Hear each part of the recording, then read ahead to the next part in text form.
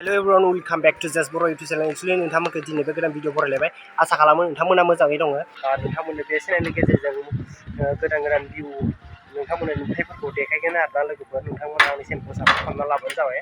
आङो बे चेनेलनि गेजेरजों जा हायो नोंथांमोननो जिथुनाखि मोजां जायगाखौ एक्सप्लर खालामना देखायगोन नोंथांमोना साबस्क्राइब खालामना लाबानो जाबाय बर' लेंगुवेजखौथ' गुबुन हारिया नाया नालाय लोगोफोर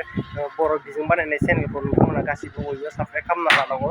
जाय चेनेल बर'नो नोंथांमोना नुबानो साबस्क्राइब खालामना लानांगौ आरोना लोगोफोर जों बर'जों बर' सापर्ट होलायनांगौ दावगालायनांगौ आरोना लोगोफोर जोङो बर'जों बर' गुबुन हारियाथ' जोंखौ सापर्ट खालामा बेखायनो जों बर'जों बर' सापर्ट खालामलायनांगौ